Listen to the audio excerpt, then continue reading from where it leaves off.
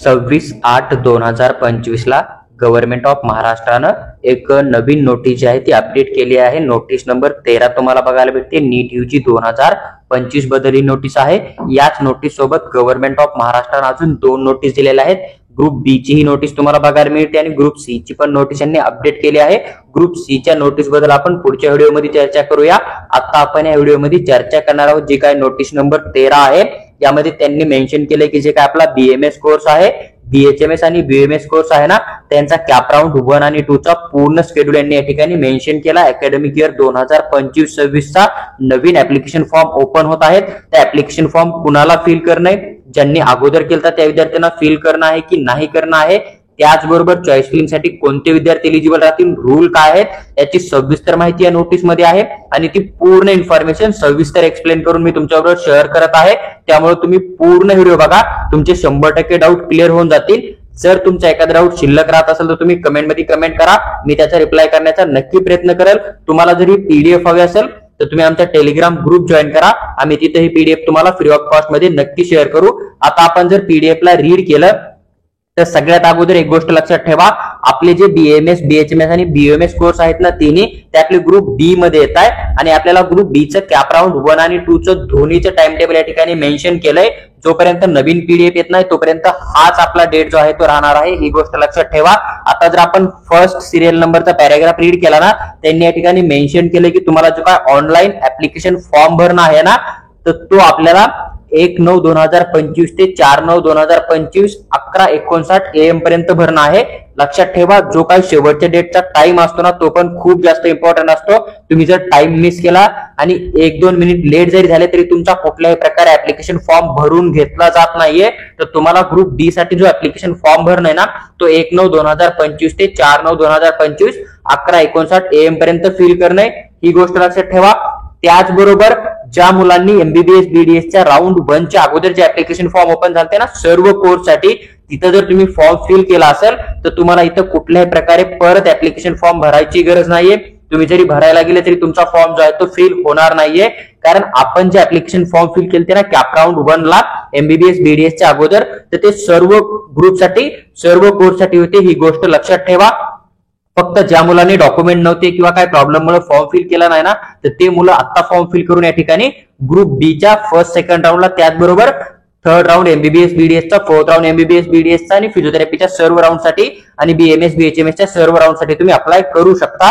नंतर जर आपण सेकंड पॅराग्राफ रीड केला ना, त्यांनी ठिकाणी पेमेंट करणं पडते आपल्याला। रजिस्ट्रेशन फॉर्मची फीस राहते समजा स्टेट काउन्सिलिंगची आणि एनआरआय काउन्सिलिंगची किंवा आयक्यू काउन्सिलिंगची, तर तुम्ही 1/9/2025 ते 4/9/2025 11:59 AM पर्यंत जेवढी फीस आहे तेवढी फीस तुम्ही या ठिकाणी पेमेंट करून तुमचा ऍप्लिकेशन फॉर्म कन्फर्म करू शकता। नंतर तुम्हाला डॉक्युमेंट अपलोड करणं पडते कॅटेगरी वाईज, तर 1/9/2025 ते 4/9/2025 11:59 AM पर्यंत तुम्ही तुमचे डॉक्युमेंट या ठिकाणी सबमिट करू शकतात। नंतर तुम्हाला एक मेरिट लिस्ट दिली जाणार आहे बीएमएस बीएचएमएस बीएमएस कोर्सची 6/9/2025 ला। एक गोष्ट लक्षात ठेवा, ज्या मुलांनी अगोदर फॉर्म फिल केले होते त्यांचे पण नाव तुम्हाला लिस्ट मध्ये दिसतील आणि ज्यांनी आता करतील ग्रुप बी मध्ये तर त्यांचे पण नाव तुम्हाला मेरिट लिस्ट मध्ये 100% दिसून येतील। जेवढे मुलं नीट क्वालिफाय होते त्या सर्व मुलांचे नाव जे आहेत ते ग्रुप बी च्या मेरिट लिस्ट मध्ये किंवा मग रजिस्टर्ड लिस्ट मध्ये तुम्हाला 100% बघायला मिळतील। ज्यावेळेस मेरिट लिस्ट येते तिथून पुढे 2 दिवसानं 8/9/2025 ला सीईटी सेल तुम्हाला ग्रुप बी च्या कॅप राउंड 1 ची जी आहे ती सीट मॅट्रिक्स देणार आहे बीएमएस बीएचएमएस आणि युनानी कोर्स साठी। सीट मॅट्रिक्स म्हणजे काय राहतं, सीट मॅट्रिक्स मध्ये तुम्हाला टोटल किती गव्हर्नमेंट कॉलेज आहे, कोणत्या कोर्सचे किती प्रायव्हेट कॉलेज आहे, त्याचबरोबर त्या कॉलेजमध्ये तुमच्या कॅटेगरीच्या किती जागा, जनरल कोट्यातून किती, वुमन कोट्यातून किती, हिलेरी ऍक्ट साठी किती, समजा डिफेन्स साठी किती, किंवा फिजिकल हँडिकॅपच्या किती, ऑर्फनच्या किती ना, किंवा प्रायव्हेट कॉलेज असेल तर आयक्यू एनआरआय कोट्याच्या किती, स्टेट काउन्सिलिंगच्या किती, जिथून की तुम्हाला स्कॉलरशिप दिली जाते, याची पूर्ण इन्फॉर्मेशन राहते आणि किती कॉलेज पार्टिसिपेट करतील, टोटल कॉलेजमध्ये किती तुमच्या कॅटेगरीच्या जागा आहे ना, याची क्लिअर इन्फॉर्मेशन तुम्हाला सीट मॅट्रिक्स मध्ये बघायला मिळते। त्यानंतर आपल्याला जी चॉईस फिलिंग करणे ना कॅप राउंड 1 ची ग्रुप बी ची, तर याची डेट जर तुम्ही चेक केली तर 8/9/2025 ते 10/9/2025 संध्याकाळी 6 वाजेपर्यंत तुम्हाला या ठिकाणी चॉईस फिलिंग करणं, ही गोष्ट लक्षात ठेवा। 8/9/2025 ते 10/9/2025 पर्यंत तुम्हाला संध्याकाळी 6 पर्यंत चॉईस फिलिंग करणं आहे आणि जे मुलं चॉईस फिलिंग करतील त्यांना सीट अलॉटमेंट होणार आहे। जर एखादा चांगला स्कोर वाला मुलगा जर चॉईस फिलिंग नाही करणार कॅप राउंड 1 मध्ये आणि जर एखाद्या कमी स्कोर आलेल्या मुलांना ते कॉलेज टाकलं, ते कॉलेज त्याला भेटलं, त्याला जॉईन केलं आणि नंतर मग सेकंड राऊंडला तुमचा कितीतरी चांगला स्कोर असला आणि तुम्ही तिथे अप्लाय केलं तरी तुम्हाला ते कॉलेज नाही मिळणार, कारण ते अगोदर कोणीतरी बुक केलेलं असतं. त्याच्यामुळे चॉईस फिलिंग करणं तुम्हाला कंपल्सरी. त्याच्यामुळे चॉईस फिलिंगची जी डेट आहे ना तिथं तुम्हाला एकदम फोकस राहणं पडेल. नंतर जर तुम्ही 7 नंबरचा पॉईंट रीड केला तर तुम्हाला या ठिकाणी कॅप राऊंड 1 ची एक अलॉटमेंट लिस्ट दिली जाणार आहे ग्रुप डी ची 12/9/2025 ला. आणि जी काय 12/9/2025 ला तुम्हाला कॅप राऊंड 2 ची अलॉटमेंट लिस्ट कॅप राऊंड 1 ची जी अलॉटमेंट लिस्ट येणार आहे ना त्याच्यामध्ये जर कॉलेज भेटलं तर तुम्हाला कॉलेज फिजिकली जॉईन करणं आहे आणि तिथे जाऊन तुम्ही तुमचा स्टेटस रिटेन्शन फॉर्म भरू शकता, तुमचं ऍडमिशन कन्फर्म करू शकता. किंवा तुम्हाला जर वाटलं की मला याच्यापेक्षा अजून बेटर कॉलेज बघायचंय तर तुम्ही तिथं कॉलेजला जॉईन करून जे आहे ते तुम्ही बेटरमेंटसाठी पुढच्या राऊंडला जे आहे ते पार्टिसिपेट करू शकता. तर 13/9/2025 ते 17/9/2025 संध्याकाळी 5:30 वाजेपर्यंत ज्या मुलांना कॉलेज अलॉटमेंट झालंय ग्रुप डी मध्ये त्यांना त्या कॉलेजमध्ये जाऊन ओरिजिनल डॉक्युमेंट आणि जी काय फीस असेल कॅटेगरी वाईज ती फीस डीडीच्या किंवा चेकच्या फॉर्म मध्ये सबमिट करून एकतर स्टेटस रिटेन्शन फॉर्म भरून त्याच कॉलेजमधून तुम्ही तुमची डिग्री कंटिन्यू करू शकता. किंवा जर तुम्हाला कॉलेज आवडत नाहीये तर तुम्ही कॉलेजला जॉईन करून जे आहे ते नेक्स्ट राऊंडला बेटरमेंट किंवा अपग्रेडसाठी 100% जाऊ शकता. नंतर आपण जर 9 नंबरचा पॉईंट रीड केला तर आता आपल्याला सेकंड राऊंडचं सीट मॅट्रिक्स दिलं जाणार आहे. सेकंड राऊंड साठी कुठल्याही प्रकारे ऍप्लिकेशन फॉर्म ओपन होत नाहीये, जरी झाले तरी ते थर्ड राऊंड साठी होतील, ही गोष्ट लक्षात ठेवा. तर सेकंड राऊंडचं सीट मॅट्रिक्स येणार आपल्याला 27/9/2025 ला. 2 सीट मॅट्रिक्स मिळतील, एक की 100% वॅकेंट जागा आणि दुसरं सीट मॅट्रिक्स येतं ज्याच्यामध्ये की किती मुलांनी कॉलेज जॉईन करून बेटरमेंटला टाकलंय याची इन्फॉर्मेशन असते. त्यानंतर 10 नंबरचा पॉईंट रीड केला आपल्याला सीट मॅट्रिक्स भेटलं की लगेच 29/9/2025 ते 1/10/2025 या डेट मध्ये कॅप राऊंड 2 ची जी आहे ती ग्रुप बी ची चॉईस फिलिंग तुम्हाला करणं आहे.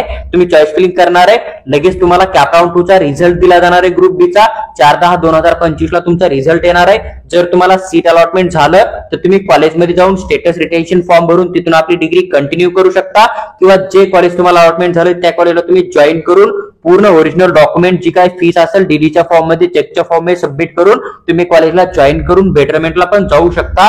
5/10/2025 ते 10/10/2025 संध्याकाळी 5:30 वाजेपर्यंत तुम्हाला सेकंड राऊंडला कॉलेज जॉईन करून बेटरमेंटला टाकण्यासाठी किंवा तिथं जाऊन तुमचा स्टेटस रिटेन्शन फॉर्म भरून तुमचं ऍडमिशन कन्फर्म करण्यासाठी टाइम दिला आहे.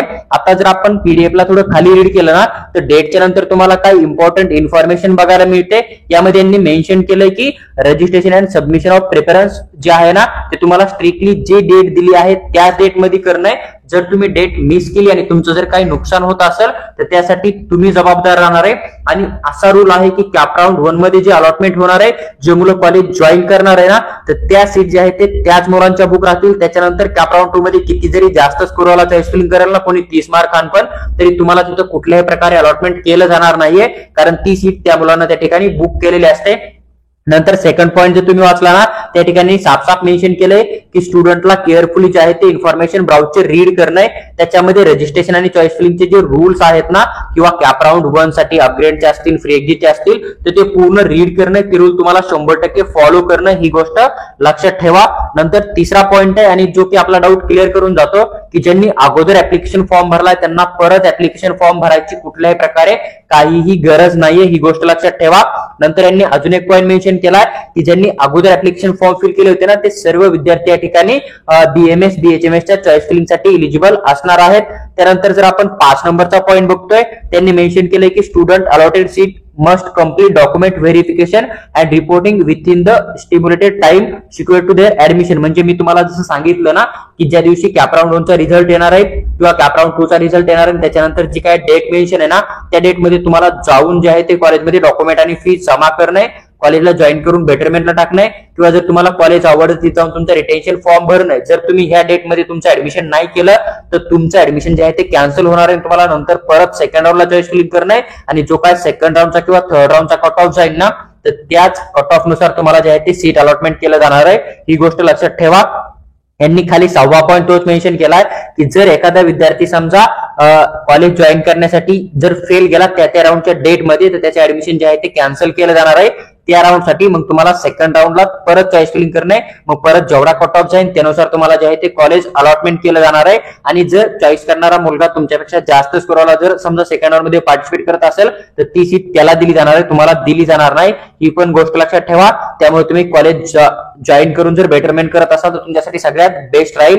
नंतर 7वा पॉईंट मेन्शन केलाय, students will also eligibility for admission to various course before filling the registration form. तुम्हाला जे आहे ना कोर्स वाईज इलिजिबिलिटी पण चेक करणं आहे की कोणत्या कोर्ससाठी काय इलिजिबिलिटी आहे. तुम्हाला ऍप्लिकेशन फॉर्म भरायच्या अगोदर ह्या इन्फॉर्मेशनची जी आहे ती माहिती घेणं आहे. नंतर फिजिकल हँडिकॅप साठी 8वा पॉईंट मेन्शन केलेला आहे, जे विद्यार्थी पीडब्ल्यू मध्ये येत आहे ना तर त्या विद्यार्थ्यांना जे काय 16 बोर्ड दिले आहेत तिथलं जे आहे ते सर्टिफिकेट असायला हवं पीएचचं फिजिकल हँडिकॅपचं, ही गोष्ट लक्षात ठेवा. नंतर 9वा जो पॉईंट आहे ना त्यांनी एक नोटीस टाकली होती की जे विद्यार्थी रिझर्व्ह कॅटेगरीमध्ये येत आहे जसं की एससी कॅटेगरी असेल, फीजी असेल, एसटी असेल, NTB, NTC, NTD, OBC, SBC category, ACBC category, हे जे कॅटेगरीचे विद्यार्थी ना तर हे विद्यार्थी ईडब्ल्यूएसचं बेनिफिट नाही घेऊ शकत. तुमच्याकडे जर तुमची कॅटेगरी असेल तर तुम्ही कुठल्याही प्रकारे ईडब्ल्यूएसचं बेनिफिट घेऊ शकत नाहीये.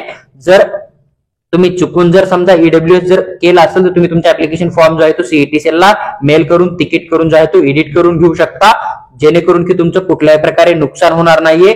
जे विद्यार्थी कुठल्याही रिझर्व्ह कॅटेगरीमध्ये येत नाहीये, ओपन कॅटेगरीमध्ये येत आहे आणि त्यांचं इन्कम जे आहे ते 8 लाखापेक्षा कमी असतं किंवा रूलपेक्षा कमी असतं ना तर त्याच विद्यार्थ्यांना ईडब्ल्यूएस मधून काउन्सिलिंग करायचा चान्स असतो, ही गोष्ट लक्षात ठेवा. त्याच्यानंतर 10 नंबरचा जो पॉईंट तुम्ही वाचला ना त्यांनी मेन्शन केले की जे स्टुडंट रिझर्वेशन कॅटेगरीमध्ये येत आहे ना तर त्यांना ऍप्लिकेशन फॉर्म मध्ये ऍप्लिकेशन फॉर्म सबमिट करायच्या अगोदर किंवा पेमेंट करायच्या अगोदर स्वतःची कॅटेगरी आहे ती किंवा स्वतःचं जे रिझर्वेशन आहे ना जसं हिल एरियाचा असेल, डिफेन्स असेल तर त्या ठिकाणी सबमिट करणे. नंतर एक वेळेस तुम्ही जर फॉर्म कंप्लीट केला तर तुमची कॅटेगरी कुठल्याही प्रकारे चेंज होणार नाहीये. आणि ही जी लाईन मी बोललो ना त्यांनी 11 नंबरच्या पॉईंट मध्ये मेन्शन केली की तुम्ही एक वेळेस ओपन जनरल कॅटेगरी मधून फॉर्म भरला आणि तुम्ही जर पेमेंट केलं तर तुमची कॅटेगरी कुठल्याही प्रकारे रिझर्व्ह कॅटेगरीमध्ये जी आहे ती कन्वर्ट केली जाणार नाहीये, ही गोष्ट लक्षात ठेवा. नंतर जे विद्यार्थी एनआरआय कोट्यामधून काउन्सिलिंग करायचा विचार करतात ना तर त्यांना फॉरेन कॅन्डिडेट रजिस्ट्रेशन पोर्टल जे आहे ना तर तिथं जाऊन स्वतःच जे आहे ते रजिस्टर करणं आहे 3/9/2025च्या अगोदर, ही गोष्ट लक्षात ठेवा.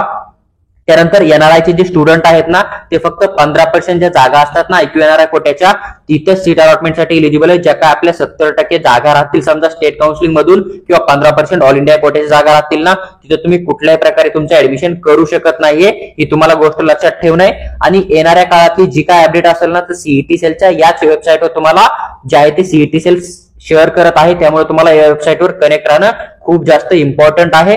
पहा जेवढे काय रूल होते ग्रुप बी चे ते रूल मी तुमच्याबरोबर एक्सप्लेन केलेत. कॅप राऊंड 1 कॅप राऊंड 2 चा जो काय डेट होता तो पण एक्सप्लेन केलाय. आणि अशाच प्रकारे जे काय ग्रुप सी चा नोटीस आहे ना त्याच्याबद्दल पण मी व्हिडिओ शेअर करून तुमचा प्रत्येक डाऊट सॉल्व्ह करण्याचा नक्की प्रयत्न करेल. तुम्हाला जर DPT medical consultancy through paid counselling करणं असेल किंवा पर्सनल गाईडची रिक्वायरमेंट असेल किंवा मग एक चॉईस लिस्ट हवी असेल बीएमएस, बीएचएमएस, बीएमएस कोर्सची तर तुम्ही आम्हाला व्हॉट्सअपवर मेसेज टाका, आम्ही तुम्हाला त्याबद्दल सविस्तर माहिती नक्की शेअर करू.